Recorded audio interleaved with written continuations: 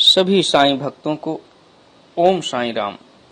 साईं भक्तों, आज श्री साईं सच्चरित्र हिंदी से अध्याय 47 पुनर्जन्म, वीरभद्रप्पा और चेन्न बसाप्पा, सर्प व मेढक की वार्ता। गत अध्याय में बाबा द्वारा बताई गई 2 बकरों के पूर्व जन्म की वार्ता थी। इस अध्याय में कुछ और भी पूर्व जन्मों की स्मृतियों का वर्णन किया जाता है। प्रस्तुत कथा वीरभद्रप्पा और चेन्नब साप्पा के संबंध में है। प्रस्तावना। हे त्रिगुणातीत ज्ञानावतार श्री साईं, तुम्हारी मूर्ति कितनी भव्य और सुंदर है। हे अंतर्यामिन, तुम्हारे श्री मुख की आभा धन्य है। उसका क्षण मात्र भी अवलोकन करने से पूर्व जन्मों के समस्त दुखों का नाश होकर सुख का द्वार खुल जाता है। परंतु हे मेरे प्यारे श्री साईं, यदि तुम अपने स्वभाववश ही कुछ कृपा कटाक्ष करो तभी इसकी कुछ आशा हो सकती है। तुम्हारी दृष्टि मात्र से ही हमारे कर्म बंधन छिन्न भिन्न हो जाते हैं और हमें आनंद की प्राप्ति हो जाती है। गंगा में स्नान करने से समस्त पाप नष्ट हो जाते हैं, परंतु गंगा माई भी संतों के आगमन की सदैव उत्सुकता पूर्वक राह देखा करती हैं कि वे कब पधारें और मुझे अपनी चरण रज से पावन करें। श्री साईं जो संत चूड़ामणि हैं, अब उनके द्वारा ही हृदय पवित्र बनाने वाली यह कथा सुनो। सर्प और मेढक।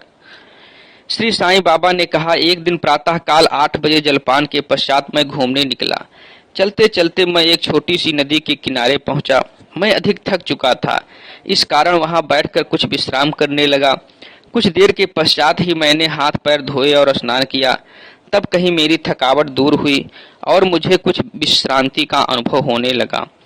उस स्थान से एक पगडंडी और बैलगाड़ी के जाने का मार्ग था, जिसके दोनों ओर सघन वृक्ष थे। मलय बयार मंद मंद बह रही थी। मैं चिलम भर ही रहा था कि इतने में मेरे कानों में एक मेढक के बुरी तरह टर्राने की ध्वनि पड़ी। मैं चकमक सुलगा ही रहा था कि इतने में एक यात्री वहां आया और मेरे समीप आकर उसने मुझे प्रणाम किया और घर पर पधारकर भोजन तथा विश्राम करने का आग्रह करने लगा। उसने चिलम सुलगाकर मेरी ओर पीने के लिए बढ़ाई। मेढक के टर्राने की ध्वनि सुनकर वह उसका रहस्य जानने के लिए उत्सुक हो उठा। मैंने उसे बतलाया कि एक मेढक कष्ट में है, जो अपने पूर्व जन्म के कर्मों का फल भोग रहा है। पूर्व जन्म के कर्मों का फल इस जन्म में भोगना पड़ता है, अतः अब उसका चिल्लाना व्यर्थ है। एक कस लेकर उसने चिलम मेरी ओर बढ़ाई। थोड़ा देखूं तो आखिर बात क्या है। ऐसा कहकर वह उधर जाने लगा। मैंने उसे बतलाया कि एक बड़े सांप ने एक मेढक को मुंह में दबा लिया है, इस कारण वह चिल्ला रहा है। दोनों ही पूर्व जन्म में बड़े दुष्ट थे और अब इस शरीर में अपने कर्मों का फल भोग रहे हैं। आगंतुक ने घटना स्थल पर जाकर देखा कि सचमुच एक बड़े सर्प ने एक बड़े मेढक को मुंह में दबा रखा है। उसने वापस आकर मुझे बताया कि लगभग घड़ी 2 घड़ी में ही सांप मेढक को निगल जाएगा। मैंने कहा, नहीं, यह कभी नहीं हो सकता। मैं उसका संरक्षक पिता हूं और इस समय यहाँ उपस्थित हूं। फिर सर्प की क्या सामर्थ्य है कि मेढक को निगल जाए। क्या मैं व्यर्थ ही यहाँ बैठा हूँ? देखो मैं अभी उसकी किस प्रकार रक्षा करता हूँ। दोबारा चिलम पीने के पश्चात हम लोग उस स्थान पर गए। आगंतुक डरने लगा और उसने मुझे आगे बढ़ने से रोका कि कहीं सर्प आक्रमण ना कर दे। मैं उसकी बात की उपेक्षा कर आगे बढ़ा और दोनों से कहने लगा कि अरे वीर भद्रप्पा, क्या तुम्हारे शत्रु को पर्याप्त फल नहीं मिल चुका है, जो उसे मेढक की और तुम्हें यह सर्प की योनि प्राप्त हुई है? अरे अब तो अपना वैमनस्य छोड़ो, यह बड़ी लज्जाजनक बात है। अब तो इस ईर्ष्या को त्यागो और शांति से रहो। इन शब्दों को सुनकर सर्प ने मेढक को छोड़ दिया और शीघ्र ही नदी में लुप्त हो गया। मेढक भी कूदकर भागा और झाड़ियों में जा छिपा। उस यात्री को बड़ा अचंभा हुआ। उसकी समझ में न आया कि बाबा के शब्दों को सुनकर सांप ने मेढक को क्यों छोड़ दिया और वीरभद्रप्पा व चेन्नब साप्पा कौन थे। उनके वैमनस्य का कारण क्या था। इस प्रकार के विचार उसके मन में उठने लगे। मैं उसके साथ उसी वृक्ष के नीचे लौट आया और धूम्रपान करने के पश्चात उसे इसका रहस्य सुनाने लगा। मेरे निवास स्थान से लगभग 4-5 मील की दूरी पर एक विचित्र स्थान था, जहां महादेव का एक मंदिर था। मंदिर अत्यंत जीर्ण शीर्ण स्थिति में था, सो वहां के निवासियों ने उसका जीर्णोद्धार करने के हेतु कुछ चंदा इकट्ठा किया। पर्याप्त धन एकत्रित हो गया और वहां नित्य पूजन की व्यवस्था कर मंदिर के निर्माण की योजना तैयार की गई।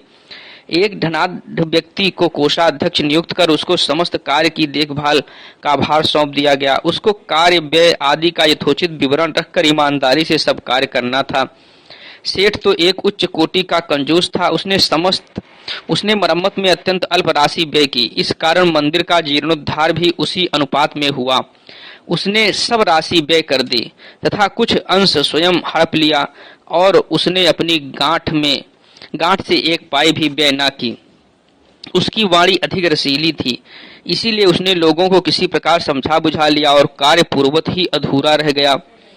लोग फिर संगठित होकर उसके पास जाकर कहने लगे, सेठ साहब, कृपया कार्य शीघ्र पूर्ण कीजिए। आपके प्रयत्न के अभाव में यह कार्य पूर्ण होना कदापि संभव नहीं, अतः आप पुनः योजना बनाइए, हम और भी चंदा आपको वसूल करके देंगे। लोगों ने पुनः चंदा एकत्रित कर सेठ को दे दिया। उसने रुपए तो ले लिए, परंतु पूर्ववत ही शांत बैठा रहा। कुछ दिनों के पश्चात उसकी स्त्री को भगवान शंकर ने स्वप्न दिया कि उठो और मंदिर पर कलश चढ़ाओ। जो कुछ भी तुम इस कार्य में व्यय करोगी, मैं उसका 100 गुना अधिक तुम्हें दूंगा।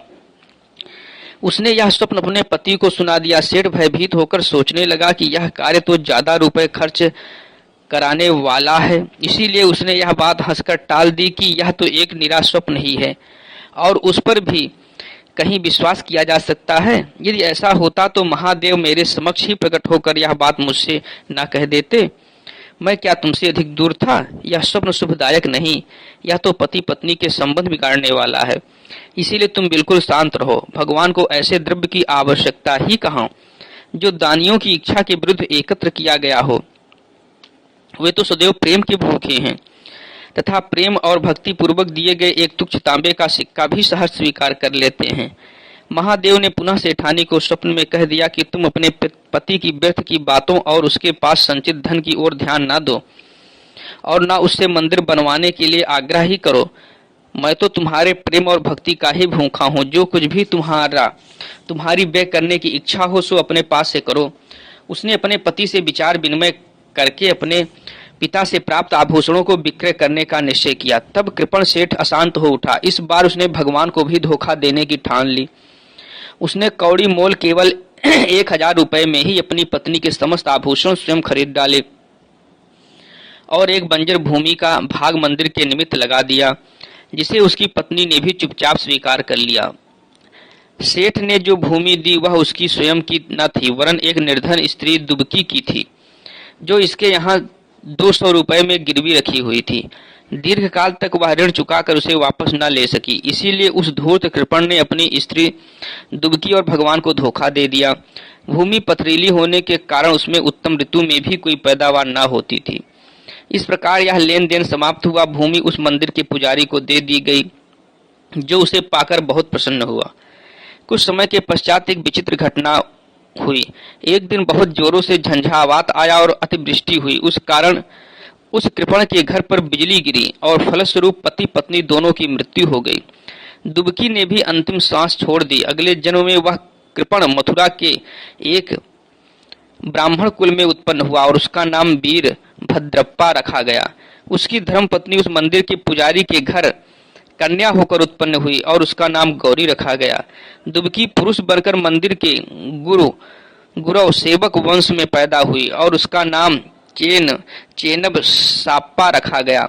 पुजारी मेरा मित्र था और बहुधा मेरे पास आता जाता, वार्तालाप करता और मेरे साथ चिलम पिया करता था।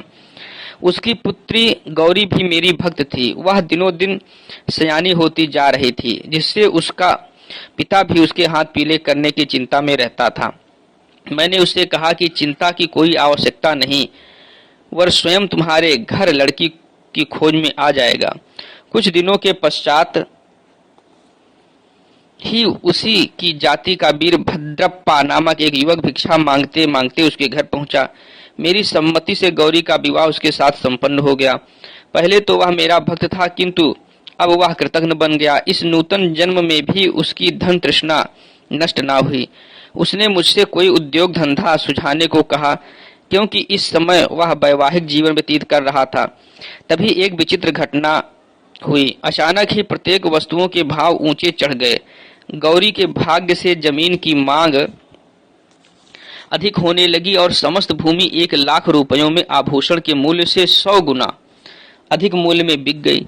ऐसा निर्णय हुआ कि 50,000 रुपये नगद और 2,000 रुपये प्रतिवर्ष किस्त पर चुकता कर दिए जाएंगे। सबको यह लेन देन स्वीकार था, परंतु धन में हिस्से के कारण उनमें परस्पर विवाद होने लगा। वे परामर्श लेने मेरे पास आए और मैंने कहा कि यह भूमि तो भगवान की है जो पुजारी को सौंपी गई थी। इसकी स्वामिनी गौरी ही है और एक पैसा भी इसकी इच्छा के विरुद्ध खर्च करना उचित नहीं तथा उसके पति का इस पर कोई अधिकार नहीं। मेरे निर्णय को सुनकर वीरभद्रप्पा मुझसे क्रोधित होकर कहने लगा कि तुम गौरी को फुसलाकर उसका धन हड़पना चाहते हो।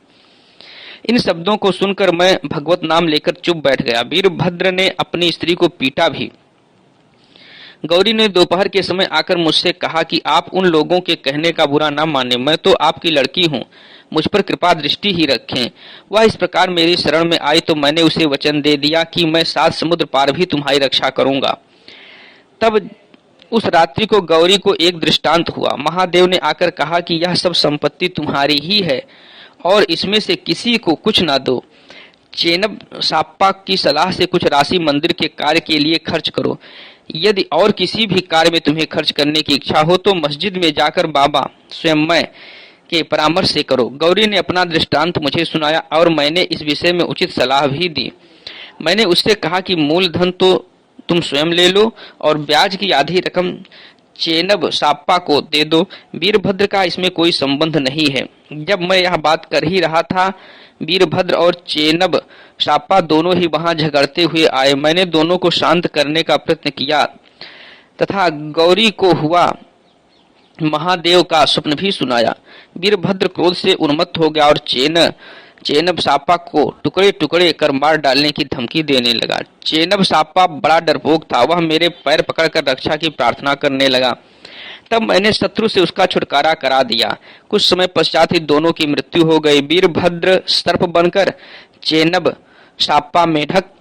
साप्पा की पुकार सुनकर और अपने पूर्व वचन की स्मृति करके यहाँ आया और इस तरह से उसकी रक्षा कर मैंने अपने वचन पूर्ण किए। संकट के समय भगवान दौड़कर अपने भक्त के पास जाते हैं। उसने मुझे यहाँ भेजकर चेनब साप्पा की रक्षा कराई। यह सब ईश्वरीय लीला ही है। शिक्षा इस कथा की यह शिक्षा है कि जो जैसा बोता है वैसा ही काटता है। जब तक कि भोग पूर्ण नहीं होता, पिछला ऋण और अन्य लोगों के साथ लेन देन का व्यवहार जब तक पूर्ण नहीं होता, तब तक छुटकारा भी संभव नहीं है। धन तृष्णा मनुष्य का पतन कर देती है और अंत में इससे ही वह विनाश को प्राप्त होता है। श्री सद्गुरु साईनाथार्पणमस्तु। शुभम भवतु। बोलिए सच्चिदानंद सद्गुरु साईनाथ महाराज की जय। वीडियो देखने के लिए धन्यवाद। आपका दिन शुभ हो।